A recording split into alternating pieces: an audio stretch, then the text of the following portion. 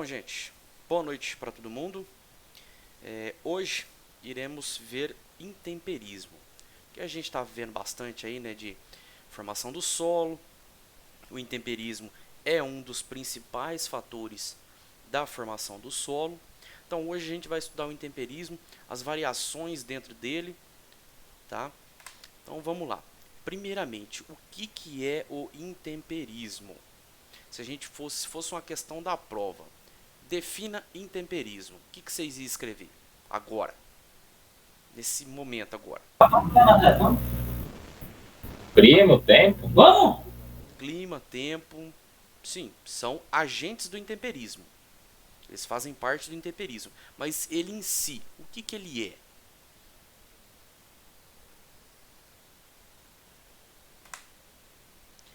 Conjunto de modificações de ordem física, que é o que? Desagregação, fragmentação, mecânica, tudo mecânico. Agentes de modificações de ordem química, que é o que? Decomposição química dos minerais primários. E a conjunto de modificações de ordem biológica, que é o que? Influência das raízes, da matéria orgânica. E eu não coloquei aqui, né, mas faz parte a microbiota do solo, tá? Os micro-organismos que transformam as rochas ígneas, rochas sedimentares e as rochas metamórficas, que foi assunto nosso ontem, na superfície da Terra em materiais friáveis e solos. Então, se eu perguntar para vocês na prova o que é intemperismo, tá aqui, ó. Tá aqui, ó, conjunto de modificações de ordem física, de ordem química ou de ordem biológica, que transformam as rochas na superfície da Terra em materiais friáveis e solos. Pose. Espera aí que alguém pediu para entrar.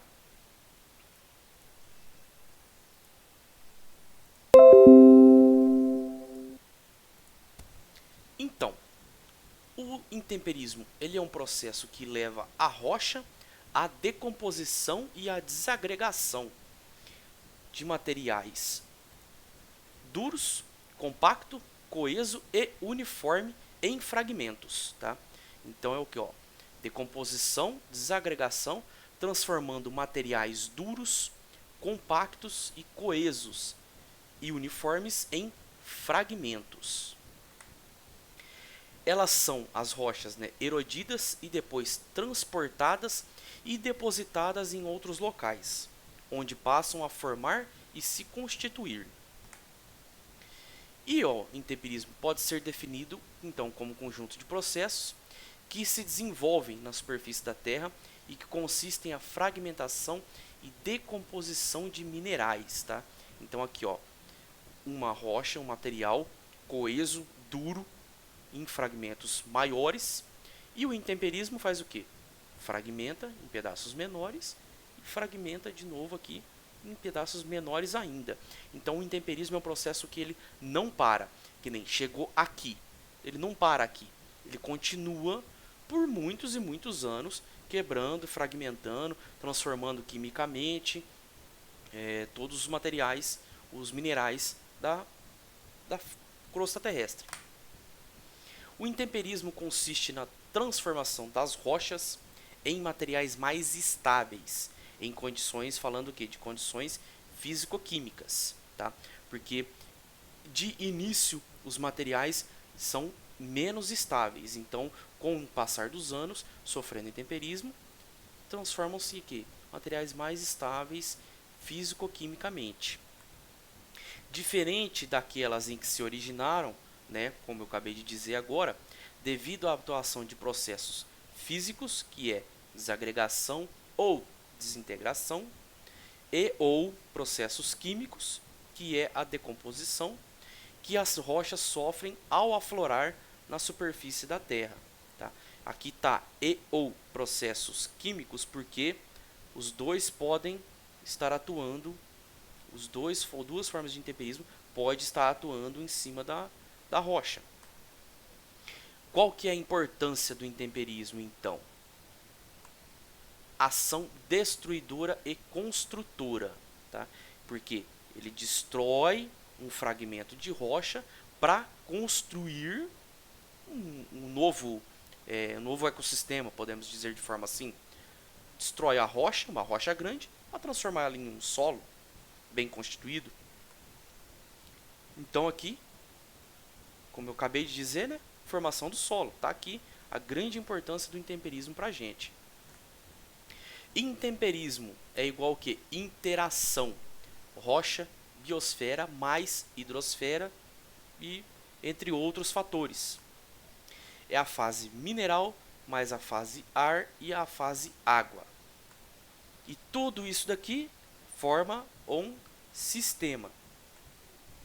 Quando existe desequilíbrio entre essas fases do sistema, estas se modificam através de reações que ocorrem entre elas. Um ambiente típico do intemperismo localiza-se próximo à superfície. Então não existe intemperismo no subsolo. Intemperismo é na superfície, é próximo à superfície. Fatores que controlam a intensidade do intemperismo. Primeiro, clima, que é expressado aqui na variação sazonal da temperatura e na distribuição das chuvas. O relevo, que influi no regime de infiltração e drenagem das águas. E a biota, que fornece o que? Matéria orgânica para as reações químicas e remobilizam os materiais. Rocha parental, que segundo a sua natureza apresenta resistência diferenciada aos processos de alteração intempéricos. Ou seja, rocha parental. Por quê? Se você pegar uma rocha, por exemplo, de um granito, vai ser o seu tempo para sofrer uma alteração intempérica vai ser diferente de uma rocha, por exemplo, de um basalto, ou de uma rocha de um conglomerado sedimentar. E o tempo de exposição das rochas aos agentes intempéricos. Espera aí, já aproveitando que eu já vi o erro aqui, ó. Agentes intempéricos. Tá. Intemperismo, então, transformação das rochas em materiais mais estáveis, como já estava dizendo lá nos slides anteriores. Instáveis aqui, em condições físico-químicas diferentes daquelas da origem, tá?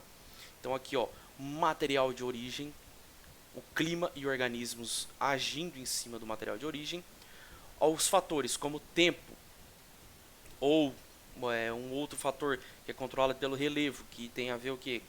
Com a drenagem. Vai virar o que? Um saprólito. O saprólito continua agindo, os processos continuam agindo em cima dele, os fatores do intemperismo. E aqui, aquilo que eu havia citado na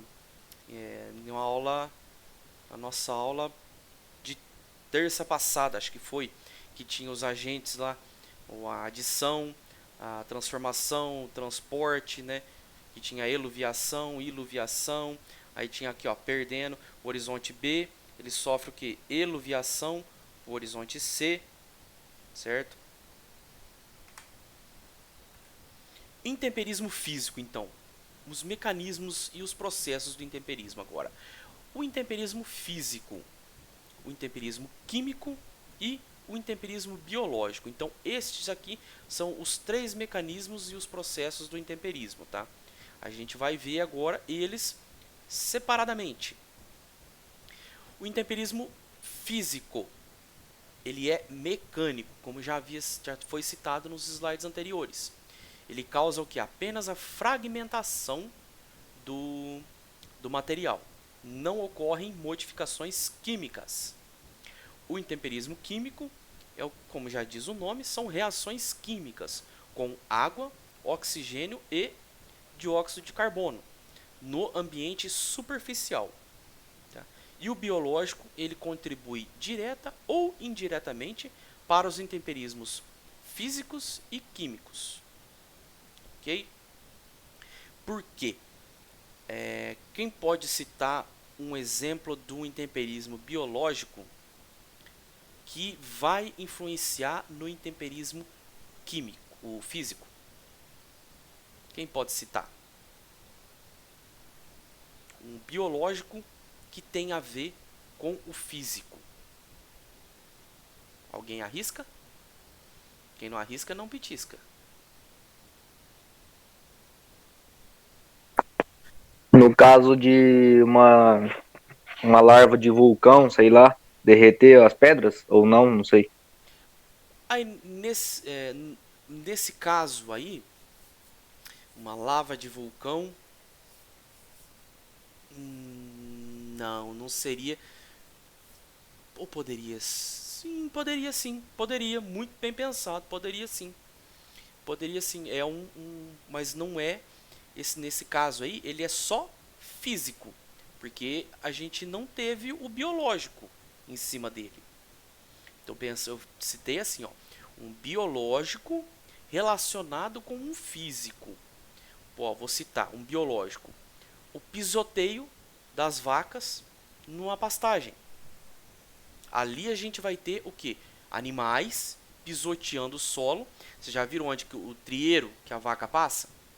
O trieiro que a vaca passa lá, sempre tem areia no fundo dele. Porque ali, ó, esse pisoteio vai acontecer o quê? Vai quebrar, fragmentar as partículas do solo. Cada vez em partículas menores. Entenderam a relação do biológico com o físico? Porque você tem que pensar em alguma coisa que faz o quê? Causa fragmentação dos minerais. Agora, um biológico, pensando relacionado com um químico, um exudato de alguma raiz de planta que solta algum tipo de componente químico que vai causar alguma alteração química numa partícula do solo. Ou algum micro-organismo que decompôs algum tipo de matéria orgânica, que vai virar o quê? Humus, depois para o solo. Esse é um fator biológico que está relacionado com o intemperismo químico. Correto? Intemperismo químico, então. Climas quentes e úmidos são benéficos para o intemperismo químico. Tá? Por quê? Você tem temperatura, que vai influenciar na velocidade de reações, e você tem água, umidade, que aqui ó, no slide anterior, olha lá, ó, água, O2 e dióxido de carbono. Intemperismo físico. Climas quentes e secos e climas frios e secos são mais propícios para o intemperismo físico. A gente já vai entender o porquê disso daqui. Por que em clima quente e seco e clima frio e seco? A gente já vai entender o porquê. O que acontece então durante o intemperismo? Transformações físicas, intemperismo físico. Material coeso, resistente, duro, ele é fraturado, fica friável e incoerente. Transformações químicas, intemperismo químico. São reações químicas, material intemperizado, que ele difere quimicamente e mineralogicamente do material de origem. Então aqui você tem a formação do quê? De um novo composto. E os processos que causam aí a desagregação das rochas, que são o quê? Separações dos grãos minerais antes coesos e agora transforma aqui em material descontínuo e friável. Esse é o intemperismo físico. Não ocorrem mudanças químicas ou mineralógicas significativas. São 4 tipos principais, então, no intemperismo físico. A gente tem o quê? Congelamento, é a principal coisa que ocorre. Expansão e contração termal, ou seja, dilatação e contração devido à variação de temperatura. Organismos, como eu disse, os organismos também podem colaborar para o intemperismo físico, como eu citei o pisoteio. Principais agentes, então, do intemperismo físico: vento, pelo que carregamento de partículas e desgasta as rochas também. Água, processos de evaporação, congelamento e transporte. E o gelo, que é o deslocamento capaz de arrancar e arrastar fragmentos e blocos das rochas sobre os quais desliza. Calor, variações de temperaturas que contribuem para a fragmentação das rochas. E variações de temperatura ao longo dos dias e causam que expansão e contração térmica nos materiais rochosos, levando que a fragmentação dos grãos minerais. As variações de temperatura ao longo dos dias causam expansão e contração térmica nos materiais rochosos, levando que fragmentação aqui, ó, dos grãos minerais. Olha lá, esse ato aqui de expansão e contração do solo pode parecer que não. Não, isso aqui não causa nada. Mas isso aqui, pensa assim, em um dia, isso aqui não vai mudar para você. Mas pense em muitos e muitos anos. Vai ter alteração. Variações térmicas. Cada mineral possui um coeficiente de dilatação térmica diferente. E isso faz o quê? Enfraquecimento dos pontos de união na periferia dos cristais isolados. Com isso, haverá o quê? Desprendimento desses cristais. Olha lá o que acontece. Ó. Congelamento da água. Então, você tem aqui fissuras no solo. Chove. Enche essas fissuras com água. Preenche com água. Aí, a temperatura baixa ao ponto de ocorrer congelamento da água nessas fissuras. Quando a água congela, o que acontece com ela? Quem lembra da física no colégio? Quando a água congela, o que acontece com a água? Ninguém lembra da física no colégio? Ninguém prestou atenção na aula de física? Na aula de química no colégio? Vira gelo? Oi? Vira gelo? Não, obviamente. Mas não É só isso. só Ela juntinha, não é? Oi?